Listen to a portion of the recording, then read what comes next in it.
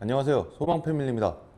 소망패밀리와 함께하는 전국민 호갱 탈출 컨텐츠, 오늘 19번째 컨텐츠입니다. 요즘 제 눈에도 조금씩 보이고요. 사실 저희 거래처에 이제 좀 확인을 해갖고 저도 좀 배운 내용인데, 이게 공식 용어는 아닌 것 같아요. 일단 약식 매장에 대한 내용을 좀 다뤄볼게요. 제가 이 컨텐츠를 또 다루게 된 이유가 약식 매장에 대한 어떤 내용들이 인터넷 커뮤니티에서 좀 돌아다니더라고요. 가격적으로 굉장히 좋아요. 솔직히 저희랑도 차이가 많이 납니다. 많이 나는데 여기에 또 피해 사례들이 좀 있어요. 있다 보니까 이게 좀 위험한 걸 수도 있겠다라고 해서 다루게 됐고요. 자, 이 약식 매장이라고 부르는 게 뭐냐? 자, 기본적으로 정의가 이렇다고 합니다. 집단 상가들, 제가 어디라고 이게 언급은 안 할게요. 거기서 이제 개통을 해야 되는데 거기서 이제 고객 수하기가 힘드니까, 그리고 더 많은 고객을 매집하기 위해서 개통의 주체는 거기에 있고, 이제 지역 어떤 거점에다가 우리처럼 이렇게 오프라인 매장을 내서 고객이 올 수 있도록 이렇게 하는 거죠. 자, 흔히 말하는 거점인 거죠. 자, 근데 우리도 이제 매장에서 상담을 하다 보니까 이런 형태로 추정되는 매장에서 상담하시고 뭔가 하시려다가 뭔가 찝찝하셔서 저희 매장 오셔갖고 이제 상담하시는 경우가 또 있어요. 그리고 기본적으로 좀 웃긴 얘기인데, 여기 이런 곳으로 추정되는 곳에 다녀와 보신 분들의 공통적인 평이 하나 있어요. 불친절. 물론 약식 매장인지 모르겠어요. 자, 그리고 또 이런 경우도 있다고 합니다. 안내받은 내용하고 실제 개통 내용을 꼼꼼하게 확인해보면 좀 다른 경우가 발생을 하더라. 왜냐면 이 개통 내용을요, 요즘은 이제 계약서라는 걸 안 줍니다. 왜냐면 전자청약으로 다 넣어버리기 때문에 고객님이 이제 개통하신 쪽으로 문자로 보통 가입 내역이 가요. 근데 사실 영상 보시는 분들도 냉정하게 말해서 휴대폰 개통하면서 이거 꼼꼼하게 확인하신 분이 잘 없을 겁니다. 자, 그리고 이 매장들의 특징이 단기간만 유지가 되고 사라져 버리니까 뭔가 내가 물어보려고 해도 없어요, 나중에. 그래서 결국에 고객센터로 가야 되는 건데 뭐 어떻게 해요? 방법이 없죠. 무엇이 문제인가? 자, 일단은요, 뭐 불법이죠, 결론은. 네. 개통 주체가 그 고객님이 가신 곳이 아니라는 겁니다. 자, 우회 개통이에요, 우회 개통. 결론은. 네, 불법 신분증 스캔 프로그램으로 이제 신분증 따서 개통은 이쪽에서, 그러니까 본 매장에서 하는 거죠. 거점이 따로 있다는 겁니다. 그래서 내가 간 곳은 여기인데 실제 나중에 보면 없어지고, 문제가 발생했을 때 어디다 물어보고 어디다 따질 거냐. 두 번째, 우회 개통이잖아요. 정상적 개통 자격이 없죠. 우리가 흔히 이제 판매점, 직영점하고 대리점은 해당이 없습니다. 사전 승낙서가 이 흔히 말하는 개통 자격이라고 볼 수가 있는데, 애초에 발급이 안 돼 있는 거죠. 왜? 본매장이 있으니까. 그쪽에서 개통하니까. 실제로는 뭐 상호조차도 등록 안 되는 경우도 있습니다. 매장이. 자, 기본적으로 고객 매집을 하려다 보니까 영업 오래 안 가져갑니다. 애초에 임대 계약도 단기로 한 경우가 많고요. 그러니 상호 등록 안 하죠. 할 필요가 없죠. 네. 그리고 이 고객 매집을 어떻게 또 단기간이 많이 해야 되잖아요. 그러니까 유료 광고 적극적으로 씁니다. 대표적으로 맘카페, 지역 카페 이런 데다가. 자, 여기서 하나 제가 짚고 넘어갈게요. 이 맘카페나 지역 카페, 저도 동호회 활동 이런 거 많이 하니까 보면 협력점이라고 들어가 있어요. 자, 이게요, 유료 광고입니다. 협력점이라고 표현을 할 뿐이에요. 왜?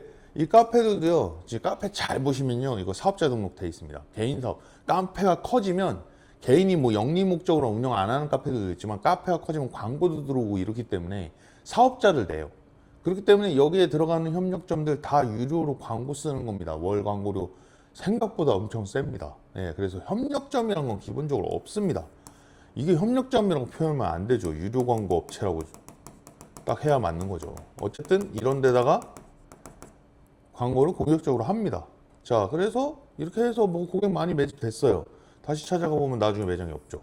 또 이것도 참 희한한 건데, 이 특정 시간에다가 개통을 몰아놓으면은 단가를 좀 더 잘 주는 게 있대요. 저도 얘기만 들었어요.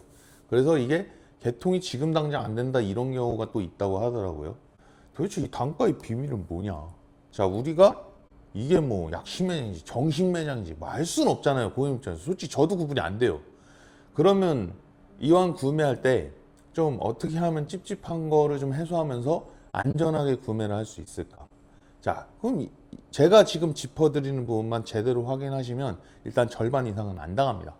자, 첫 번째, 우리 어디 가게 가면요, 사업자 등록증 기본이죠. 저희 통신업도요, 사업자 등록증 기본입니다. 비치돼있는지 꼭 확인해야죠. 네? 근데 없어요. 그럼 요구해야죠. 그리고 중요한 거, 있기만 하면 뭐예요? 위조일 수도 있잖아요. 주소 등이 일치하는지 꼭 확인해야죠. 상호랑.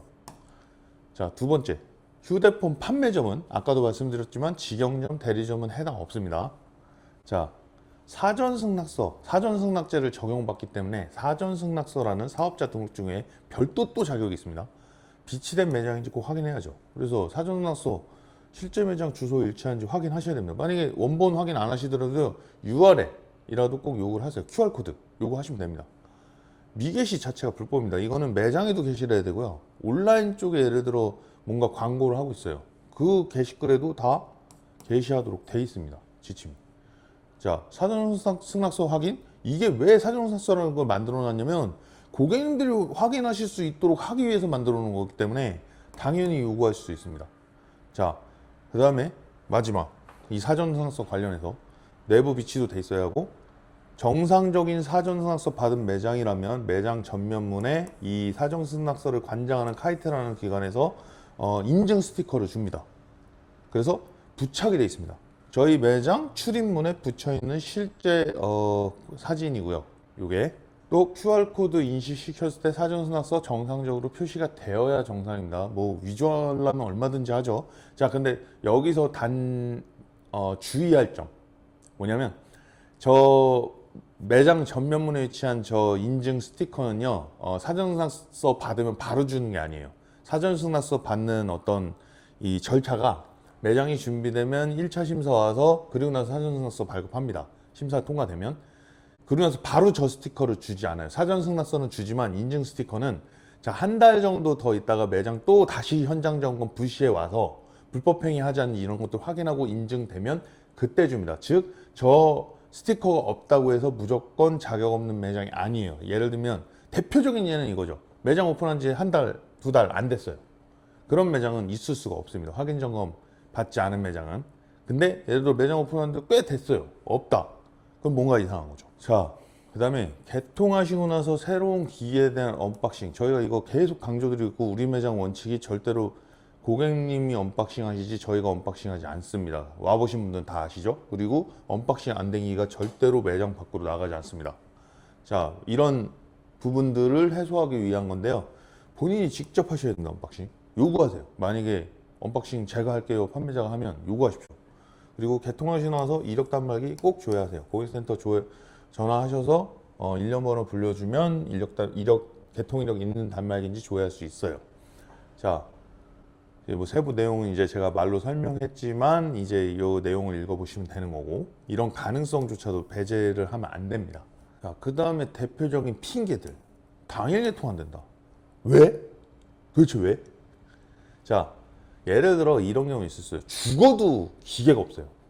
원하시는 색상, 용량, 기계. 지금 아이폰 17 쪽이 가능성이 조금 있고, 그다음에 단종된 기기들. 오늘부로 이제 단종됐다고 보는 게 A16, 그다음에 S24FE, S246 이런 것들인데, 그런 거 아닌 이상 죽어도 못 구하는 거. 그럼 이제 다른 걸로 전환을 할 거 아니에요. 결론은 일반적으로 당일 개통 안 되는 건 없어요. 자, 당일 개통 안 되는 날. 자, 요일 기준으로 이율은 전산이 쉽니다. 그리고 이제 공휴일. 자, 공휴일 관련해서 이제 말씀드릴게요. 3일절 합니다. 요일 기준이라고 했잖아요, 제가. 근데 공휴일 중에 일단 일반적으로 추석 당일, 설 당일. 요번 추석 연휴는 너무 길다 보니까 추석하고 전후일을 쉬었습니다. 근데 그렇지 않은, 그러니까 1년에 일요일 빼고, 그러니까 공휴일은 이틀 또는 5일 요 정도밖에 개통 안 되는 날이 없어요. 즉 다른 날은 전산이 다 살아 있습니다. 예, 개통 다 가능합니다. 자, 근데 일반적인 경우 개통 안 된다? 핑계다. 다만 온라인 쪽 구매하실 때요, 통신사 이동의 경우에는 순차 개통이에요. 그래서 그거는 당일 개통이 안 될 수도 있습니다. 그 기기 변경도 이제 거래처 따라 안 되는 경우도 발생하고요. 근데 일반적으로 오프라인 판매점은 온라인 쪽 판매를 못하기 때문에, 그러니까 온라인 판매라는 건 고객님들이 이제 인터넷에서 구매하실 때, 그럴 땐 당일 개통 안 될 수 있습니다. 기기 받고 나서 개통 이런 경우가 많죠. 자, 근데 이런 오프라인 판매점에서는 절대로 일반적으로 당일 개통 안 되는 게 있을 수가 없어요. 자, 비교해 보니까 약식 매장이 싸더라. 한 20만 원 차이 나더라고요. 말도 안 되게. 뭔가 이상하거든요, 굉장히. 그래서 오히려 그것 때문에 찝찝해 하시는 경우가 있더라고요. 제 경험은 그렇습니다. 20만 원 정도 차이가 나길래. 왜냐면 우리가 보면 알잖아요. 절대로 나올 수가 없거든요. 정상적이라면. 자, 근데 뭐 싸다. 가시겠다. 제가 이전 영상에도 이런 이유로 계속 말씀드려요. 가세요. 고객님 선택입니다. 네. 근데 찝찝하다. 이 선택은 저는 안 해야 된다고 보긴 하거든요. 근데 뭐 가시는 건 제가 어떻게 할 수 없잖아요.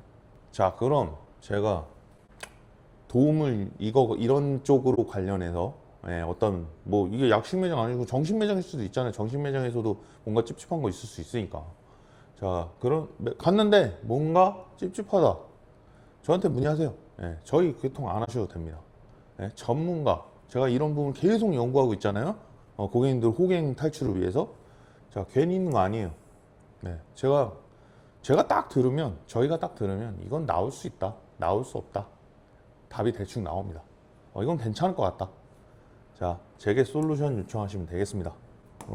사실 어떻게 보면 제가 엄청 공공의 적이 될 수 있습니다. 근데 저는 뭐 괜찮아요. 뭐 100만 명 있어도 상관없습니다.